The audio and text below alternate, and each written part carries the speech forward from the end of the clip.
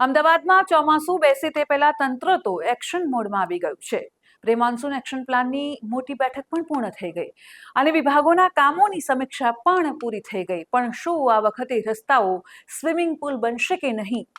જો ગત વર્ષની હું વાત કરું તો ગત વર્ષે શહેરમાં એવી 147 જગ્યાઓ હતી કે જ્યાં ઘૂંટણસમા પાણી ભરાયા હતા.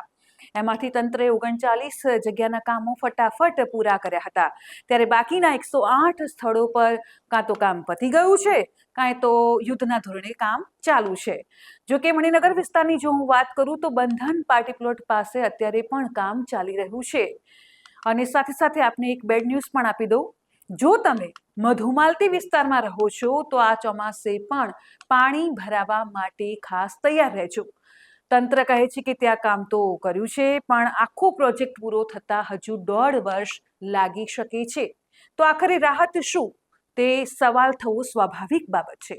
હાટકેશ્વર બીચ સહિત એવી 7 જગ્યાઓ શોર્ટલિસ્ટેડ કરવામાં આવી છે કે જ્યાં ભારે પાણી ભરાય છે અને ત્યાં અત્યારથી જ વધારાની જે હેવી પંપ મૂકવાની વ્યવસ્થા કરી દેવામાં આવી છે. ત્યારે આપને જણાવું કે તમારી સોસાયટીના ખાનગી બેઝમેન્ટમાં પાણી ભરાશે તો તંત્ર પોતાના ખર્ચે જ ખાલી કરાવી આપશે.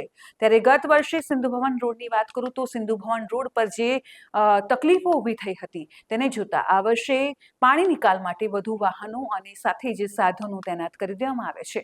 ત્યારે હવે જોવાનું એ રહેશે કે વરસાદમાં આ પ્લાન કેટલું સફળ થાય છે. ત્યારે તમારા વિસ્તારની પ્રી મોન્સૂન કામગીરી આખરે થઈ છે કે નહીં, કમેન્ટમાં મને ચોક્કસથી જણાવજો. અને આવી જ દરેકે દરેક ન્યૂઝની અપડેટ માટે અમારી સાથે જોડાયેલા રહો. નમસ્કાર.